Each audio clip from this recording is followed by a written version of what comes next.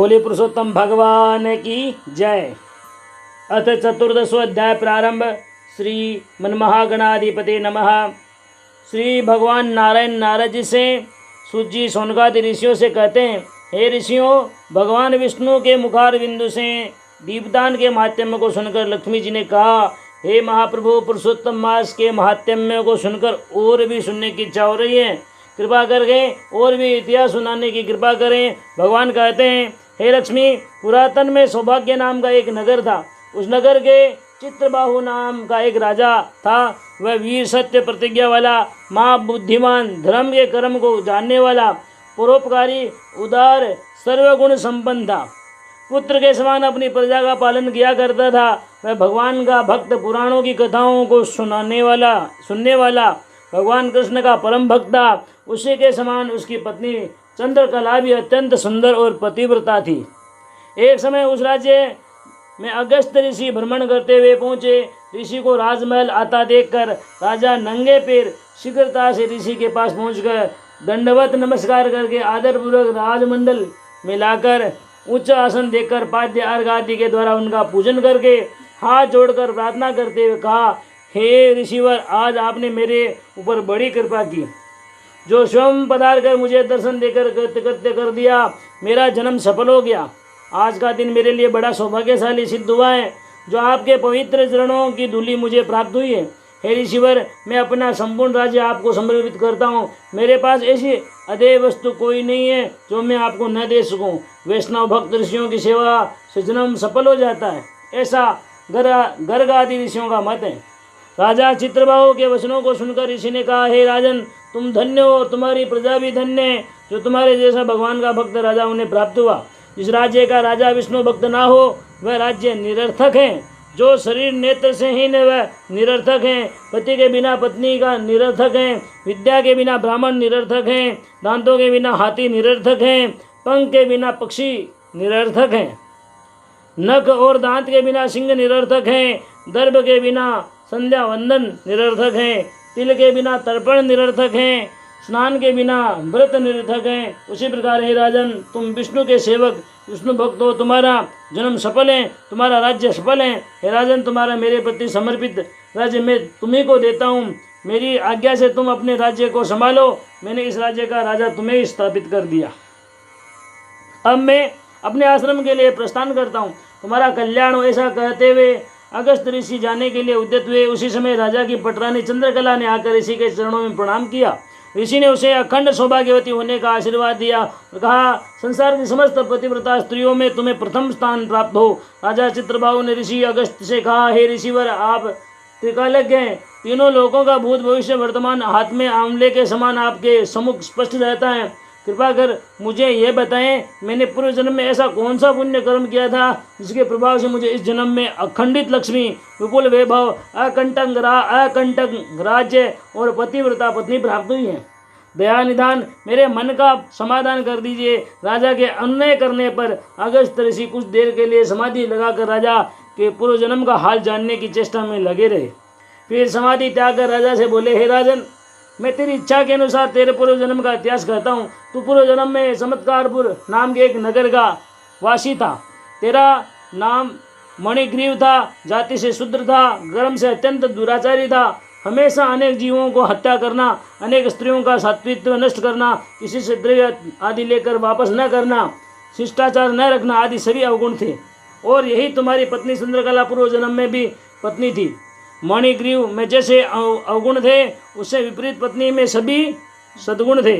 वह मन, कर्म, वचन से रात दिन पति की सेवा से लगी रहती।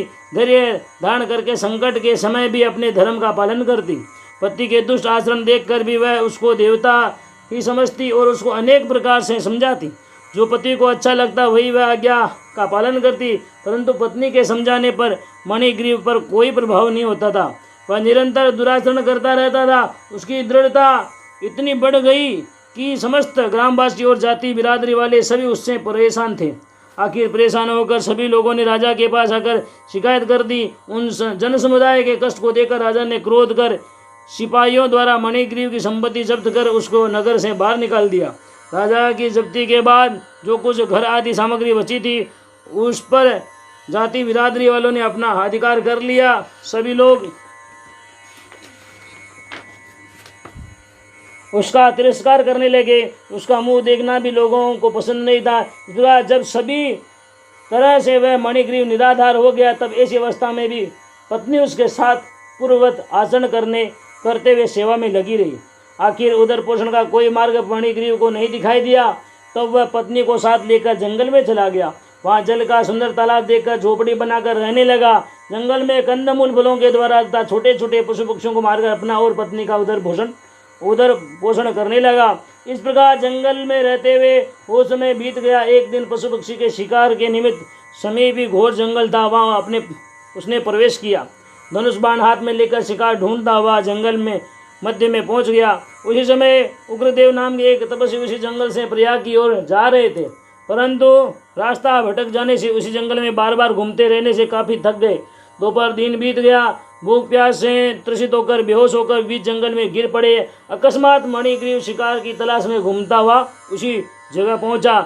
ऋषि को बेहोश गिरा हुआ देखकर मणिग्रीव को दया आ गई। उसने ऋषि को उठाकर धीरे धीरे अपनी कुटिया में पहुंचा। ऋषि को आंगन में लिटाकर पत्नी के कमल के पत्ते और पानी मंगाकर दोनों पति पत्नी ऋषि की सेवा करने लगे। बारंबार हाथ पैर दबाना, उनके ऊपर ठंडे जल का छांटा देना, दोनों नेत्रों में जल लगाना, कमल के पत्ते उनके मस्तक पर रखना, इस प्रकार के उपचार कुछ देर तक करते रहने से वे उग्रदेव ऋषि की चेतनता वापस आ गई। उन्होंने आंखें खोलकर चारों तरफ देखकर आश्चर्य करने लगे कि मैं तो भयंकर जंगल में था, यहाँ कैसे आ गया। इस प्रकार मन में सोचते हुए उठकर बैठ गए। उनके बैठते ही मणिग्रीव हाथ जोड़कर कहने लगा, हे ऋषिवर, अब आप स्वस्थ हो गए, कृपा करके शीतल जल में स्नान करिए, नित्य क्रम से निवृत्त होकर फलाहार करिए, शुद्ध शीतल जल पीकर विश्राम करिए। अब आप यहाँ पर सुरक्षित हैं। किसी प्रकार का भय अपने मन में न रखें, आपकी रक्षा का भार मेरे ऊपर है। मेरे साथ चलकर सरोवर में स्नान करें। ऐसा कहकर मणिग्रीव ने उनका हाथ पकड़ तालाब के किनारे ले गया। वट वृक्ष के नीचे थोड़ी देर विश्राम करके उन्होंने स्नान किया। फिर नित्य नैमित्तिक संध्यावंदन करके तालाब का स्वच्छ जल पीकर वट वृक्ष की छाया में आकर बैठ गए। मणिग्रीव स्त्री को आज्ञा देता हुआ कि अपने आश्रम में जो मैंने कंदमूल फल लाकर रखे हैं उनको ले आओ। पति की आज्ञा से पत्नी ने शीघ्र जाकर आश्रम से पके हुए फल कंदमूल आदि लाकर ऋषि के सामने रख दिए।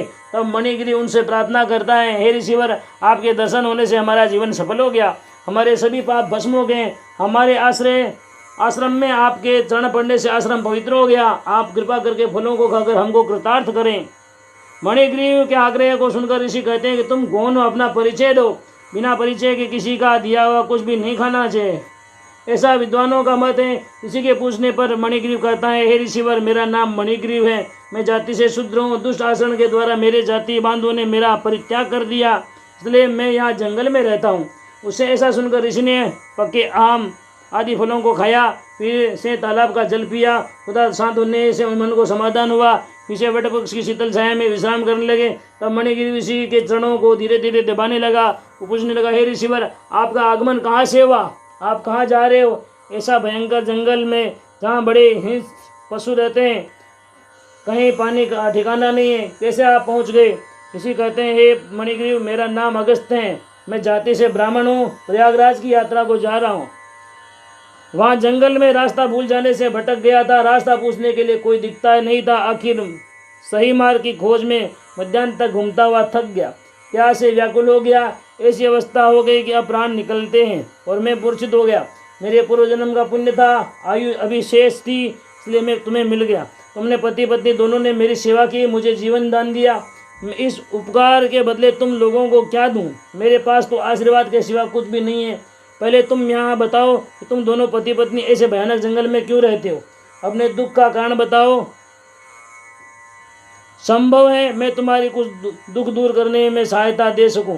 ऋषि के ऐसा पूछने पर मणिग्रीव ने अपने जीवन की संपूर्ण गाथा ऋषि को सुना दी। जय जय श्री अधिक मास मात्यम सार ब्रह्म नारदीय पद्माधारी चतुर्दश अध्याय परिपूर्ण। शुभम भवतु। बोले पुरुषोत्तम भगवान की जय।